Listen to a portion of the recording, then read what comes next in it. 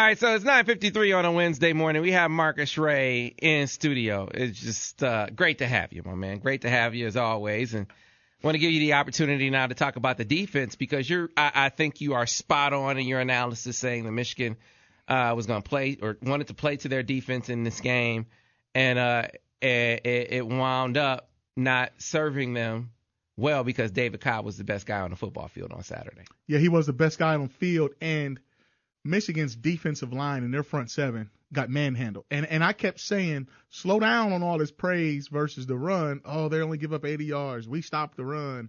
Well, you haven't really ran a team that runs the ball. Now, Minnesota was tougher up front. They don't have five-star linemen. They don't. They have an NFL running back. And what people don't understand is they played a different quarterback. Mitch Leidner didn't play the game before. So he comes back in. And now, when you watch that game, there was a lot of missed tackles. There was some Michigan's best players on defense didn't play well. That's right. And I just think that, it's hard to prepare as a kid when you're mentally distracted. And the mind takes away from the body. I watched Jake Ryan completely miss that tackle on the screen. To David Cobb. He missed that twice. Yeah, a play that he makes. Mm-hmm. All right? So that's one thing. When you look at Minnesota's touchdown, their first touchdown. The rollout. The bootleg. Yeah. All right? Here's the defense. Michigan blitz 6 guys. 5 guys in coverage. Everybody in coverage has a man. The boundary corner, Ray Taylor, the boundary safety, okay? They were supposed to be covering the tight end and the wing back. Both of them had their eyes in the backfield. Both wide receivers were wide open. Jarrett Wilson, who was the edge rusher from the field, he was in the blitz package. He was supposed to have contain.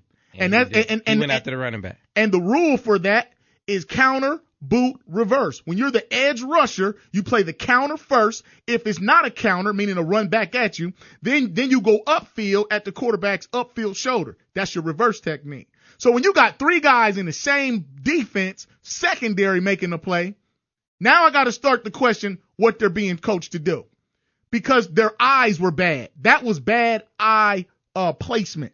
If I have you man to man, Sam, I'm supposed to watch you wherever you go. So if I'm watching you, how can I watch the backfield? You had 2 guys in the same position do the same thing. So Mitch Leidner walked into the end zone, but he could have threw it to either receiver.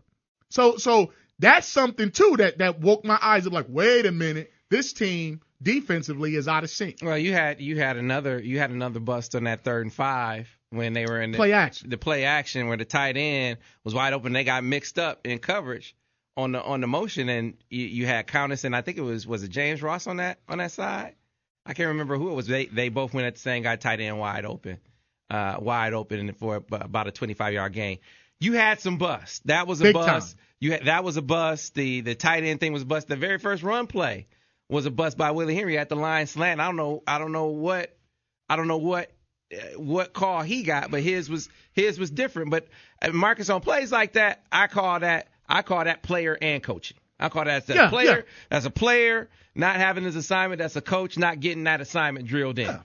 Yeah. That wasn't the most troublesome thing to me, and I want you to comment on this. They had those busts, but the more frequent defeat that they suffered in that game was one-on-one situations. And what do I mean by one-on-one situations, Marcus? I went back and counted them. How many times were guys in position to make plays on David Cobb? In position. That means, hey, it's me and you. Me and you, this ain't a scheme thing. I just got to tackle you. Mm-hmm. And how many times do I make that tackle? And I counted 12 instances where, at least up until the point where they're 30-7, he's not even hardly playing anymore. How many times did that happen? 12 times. 8 times he won that battle, man. And sometimes one time it was against 4 guys. He carried 4 guys about 4 yards down the football field. When that happens, Marcus, what are we talking about when that happens? When one guy is consistently winning those battles like that, I refuse to believe that that's a huge talent deficit. I think you just mentioned Jake Ryan is a talented guy. Here he had David Cobb 2 times in the open field, and he didn't make that play, but that's a play that he makes typically. So what happened in that game against Minnesota where those guys weren't making plays that I think we should be able to expect them to make? I think the defense got mentally shot. They were stopping Minnesota's offense at first, in the first half. Minnesota moved the ball. But I think the defense got frustrated with what was going on with the other side of the ball. And so now you start to lose faith. You start to lose trust. Trust is the word at Michigan right now that doesn't exist.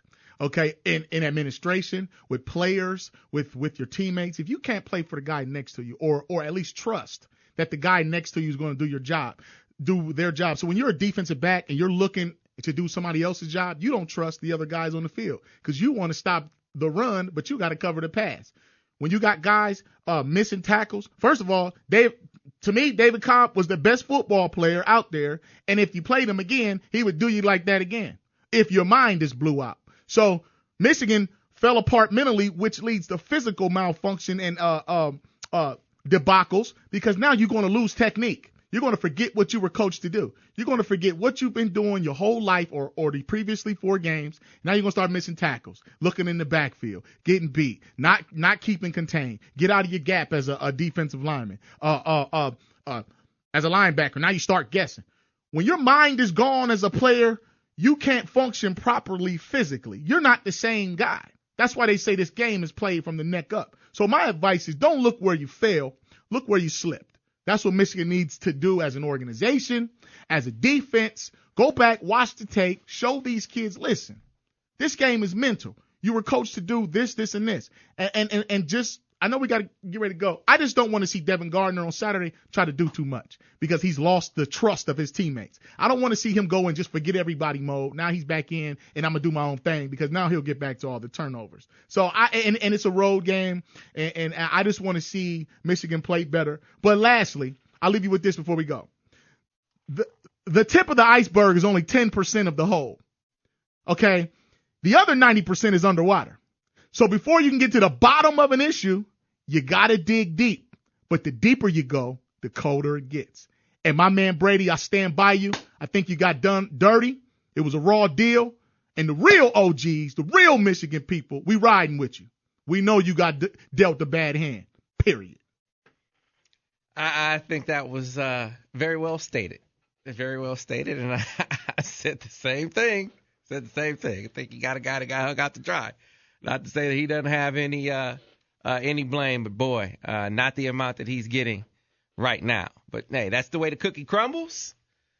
It's great to have you in studio, Marcus. Anytime. Appreciate you coming by. When is the next time you're going to be on Big Ten Network? Friday at 6 o'clock. Friday at 6 o'clock and see how it goes. We let him go back to the minor leagues instead of doing the high school game with us.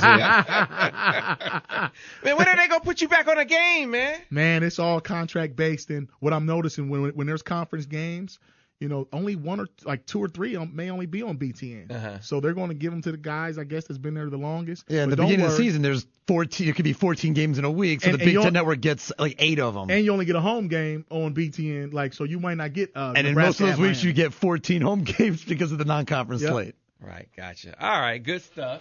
We'll go take a hit on some of those guys ahead of you, Marcus. Well, folks, I hope you enjoyed having that expertise in studio. We will go back to the regular scheduled rays of light, not pull Marcus all the way over here to Washington County to come sit in, but he wanted to be with the people today, so we appreciate that. Coming up next is the John Feinstein Show, followed by the Jim Rome Show at noon, the Huge Show at 3. Take a look at what's going on at Concordia at 6 o'clock, the Cardinals Corner, 7 o'clock, Inside Michigan Football with Brady Hoke. Tomorrow, Top Dog of the Week. We're going to get flu shots. Yeah, get your arm ready, Sam. We're going to get flu shots. You should get your flu shot as well. And the MGO blog roundtable, Brian. I'm sure they have a couple things to say. I'm sure they got a couple things to say. Yeah, Brian Cook has been on fire. I just saw him on the Free Press? They had a picture of him? I saw him last night when I was at the doing my reporting at the rally. Yeah, I got you. All right, that does it for us here on the Michigan Insider on Sports Talk 1050 WTKA Ann Arbor, a Cumulus.